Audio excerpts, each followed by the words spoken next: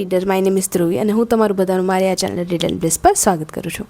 આજે આપણે એ બધી બુક્સની ચર્ચા કરવાના છીએ, અથવા તો હું તમને બધી બુક્સ બતાવવાની છું જે બધી બુક્સ હું ઇન્ટરનેશનલ બુક ફેર 2025 અમદાવાદમાંથી લઈને આવી છું, જેનો ફૂલ લેન્થ વિડીયો મારી ચેનલ પર અપલોડ કરેલો છે. આ એ વિડીયો છે, તમે જેને જોઈ શકો છો. ઓકે, તો થોડું બેકગ્રાઉન્ડ ચેન્જ કરી નાખ્યું છે ફોર અ ગુડ લાઇટિંગ, પણ કોન્ટેન્ટ આપણું એનું એ જ રહેવાનું છે.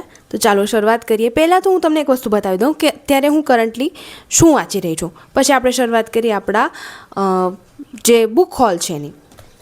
અત્યારે હું હાલમાં રાહતની રોજનીશી વાંચી રહી છું, જે નિમિત્ત ઓઝા દ્વારા લખેલું પુસ્તક છે. નિમિત્ત ઓઝાના પુસ્તક વાંચવામાં ખરેખર બહુ મજા આવે છે. આજકાલ હું એમના ઘણા પુસ્તકો છે મારી પાસે, 6 બુક્સ તો મેં એની ખરીદી લીધી છે અને ઘણી બધી વાંચી છે. એમાં આ રાહતની રોજનીશી અટાણે હું વાંચી રહી છું અને એમાં એવું છે કે દરરોજ તમે કોઈ એક પાનું વાંચી શકો. જે લોકો એવા છે જેને વાંચવું બિલકુલ ગમતું નથી, અથવા તો જેને એવું લાગે છે કે યાર વાર્તામાં અમે અમારો ટાઈમ ઇન્વેસ્ટ કરી શકતા નથી, એવા બધા જ લોકો માટે નિમિત્ત ઓઝાના બુક્સ છે એવું રેકમેન્ડ કરવા માગું છું. જેમાં એક છે રાહતની રોજનીશી, બીજી છે રેસ્ક્યુ બુક અને ત્રીજી છે રિહેબ બુક. આ ત્રણેય બુક એવી છે જે માત્ર તમે રોજનું એક પાનું વાંચો તો પણ ચાલશે, અને એક પાનામાં પણ એકદમ શોર્ટમાં લખેલું હોય છે. એકદમ શોર્ટમાં તમને બતાવે છે. દાખલા તરીકે આ પેજ છે જ્યાં હું અત્યારે હાલમાં પહોંચી છું, પેજ નંબર 32. આટલું જ માત્ર લખેલું છે, આથી જ હજુ કશું જ લખેલું હોતું નથી આમાં. બસ આટલી જ માહિતી છે જે તમારે વાંચવાની છે. તો જો તમને વાંચવું ના ગમતું હોય અને તમારે જે સ્ટાર્ટ કરવું હોય વાંચવાનું, તો તમે રાહતની રોજનીશીથી સ્ટાર્ટ કરી શકો છો. ઓકે, તો ચાલો હવે બીજી કોઈ પણ વાતો કર્યા વિના આપણે આ બુક હોલની શરૂઆત કરીએ. જો કે કેટલા દિવસથી આમ બેસીને વાત કરી નથી એટલે થોડુંક અજીબ અથવા તો અજુગતું લાગે છે, પણ ચાલો આપણે કરી દઈશું, નો પ્રોબ્લેમ. પહેલી બુક છે અંતિમા બાય માનવ કોલ. હવે માનવ કોલની એક બુક મેં વાંચી છે. જો તમને ખ્યાલ હશે, જો કોઈ મને ફોલો કરતું હશે તો, કે એની એક બુક છે બહોત દૂર કિતની દૂર હોતા હૈ. એ બુક મેં વાંચી છે અને ખરેખર બહુ સરસ મજાની બુક છે, વાંચવા જેવી છે. એક ટ્રાવેલોગ છે, પોતે ટ્રાવેલ કરે છે અને ટ્રાવેલિંગ દરમિયાન શું શું થયું એમની સાથે એ બધું જ એ બુકમાં લખેલું છે. એમ જ આ એક અંતિમા છે, ટ્રાવેલોગ તો નથી પણ એક નવલકથા ટાઈપ જ છે, પણ બહુ સરસ મજાની છે. પાછળ લખ્યું હશે કે અંતિમા શું છે. ઓકે, તો અંતિમા એક ઉપન્યાસ છે. ઉપન્યાસ વાંચવાની ખરેખર મજા આવે છે અને માનવ કોલની રાઇટિંગ બહુ સરસ મજાની છે. તમે જોઈ શકો છો, સરસ મજાનું કવર પણ છે અને પાછળ બ્લર્બ આપેલો છે. બ્લર્બમાં બહુ આ કહાની વિશે તો નથી જાજુ લખેલું, પણ માત્ર માનવ કોલની કેટલી બુક્સ છે એ બધી વાત કરેલી છે. તો યસ, એક છે અંતિમા. તો સેકન્ડ બુક પાછી માનવ કોલની બુક છે, એનું નામ છે તિતલી. તિતલી બુક છે એ પણ એક પ્રકારનો ઉપન્યાસ છે, જેમાં તમે જે બેન છે એને જોઈ શકો છો.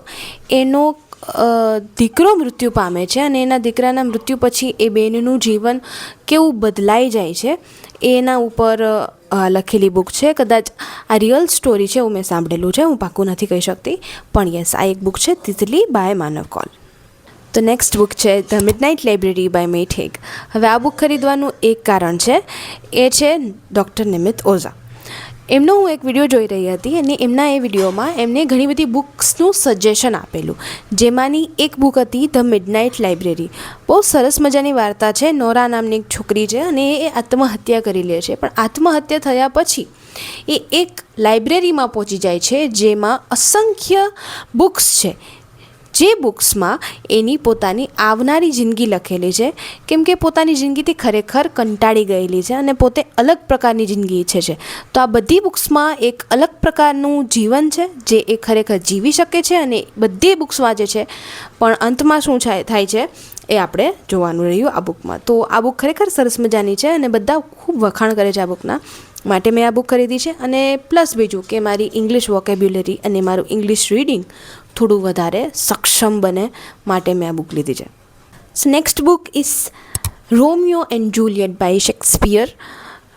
હવે આ બુક ઇંગ્લિશમાં પણ હું લઈ શકતી હતી, પણ હિન્દી અનુવાદ મળી ગયો તો આઈ થિંક કે ચાલો શું કામ એને આપણે વધારે મહેનત કરવી, કેમ કે એક બુક તો ઓલરેડી આપણે ઇંગ્લિશ લઈ લીધી છે. તો રોમિયો એન્ડ જુલિયટ ક્લાસિક છે, આ તમને બધાને ખબર છે, તો આના વિશે મારે કશું જાજુ બોલવાની જરૂર નથી લાગતી. Okay, so the next book is Manto Kali Salwar ઓર અન્ય કહાનિયાँ.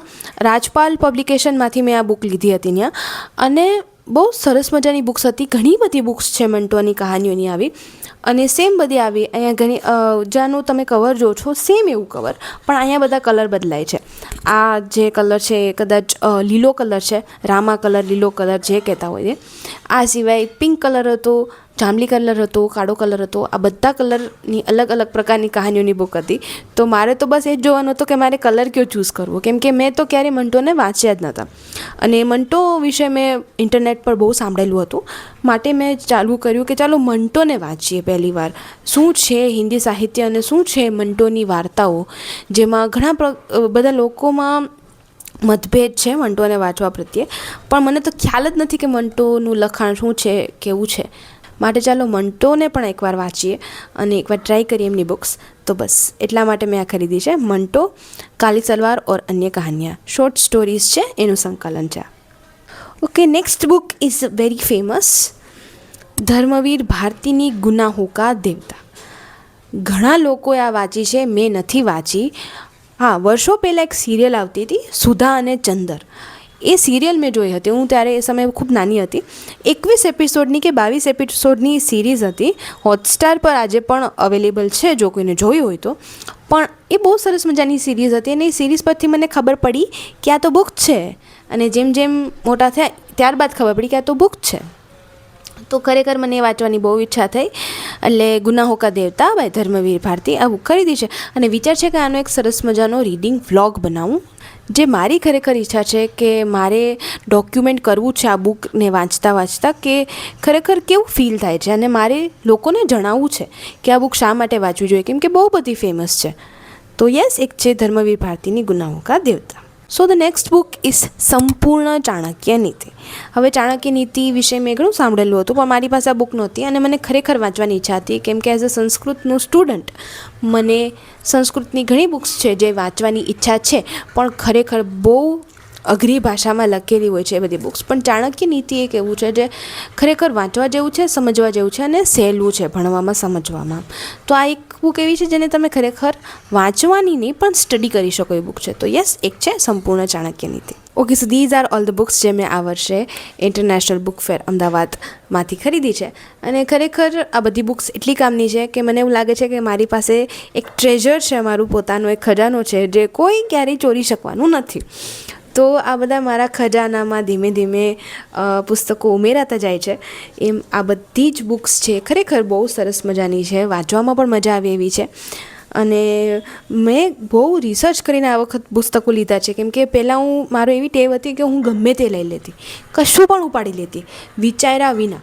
પણ હવે જેમ જેમ આગળ વાંચું છું, સમજું છું, એમ ખબર પડે છે કે શું લેવું જોઈએ, શું વાંચવું જોઈએ. તો આ બધી બુક્સ એ જ પ્રકારની છે જે ખરેખર કહું ને કે ખજાનો છે મારા માટે. તો યસ, આ હતી બધી બુક્સ. આ તો એક સરસ મજાનો બુક હોલ વિડીયો, અને લેટ મી નો કે તમને આ ગમ્યો કે નહીં. અને ચાલો આપણે નેક્સ્ટ સન્ડે મળીએ હવે બીજા વ્લોગમાં, અથવા તો બીજા કોઈ પણ બુકને લગતા વિડીયોમાં. ત્યાં સુધી પ્લીઝ લાઇક, શેર, સબસ્ક્રાઈબ. બીજા ઘણા બધા વિડીયોઝ છે જે તમે જોઈ શકો છો. અને એક સરસ મજાની સિરીઝ મેં સ્ટાર્ટ કરી છે, આપકી અગલી કિતાબ, ઓન માય શોર્ટ વિડીયોઝ. તો ત્યાં પણ તમે ચેક કરી શકો છો, જેમાં હું રોજ એક બુક રેકમેન્ડ કરું છું. અને જો તમને લાંબા વિડીયોઝ ના જોવા હોય, કે તમને એવું લાગતું હોય કે લાંબા વિડીયોઝમાં તમારો સમય વધારે વેડફાય છે, અથવા તો તમને એવું લાગે છે કે તમારો વધારે ઇન્વેસ્ટ થાય છે જે તમારી પાસે એટલો સમય નથી, તો તમે એ શોર્ટ વિડીયો જોઈ શકો છો. વધીને 60 સેકન્ડનો એટલે કે 1 મિનિટનો એ વિડીયો હશે. એથી લાંબો હું વિડીયો કરવા નથી માગતી, માટે તમે એ બધું પણ ચેકઆઉટ કરી શકો છો. તો પ્લીઝ હવે જાતા લાઇક, શેર અને સબસ્ક્રાઈબ કરતા જજો, અને મળીએ next Sunday. Thank you so much for watching this video. By.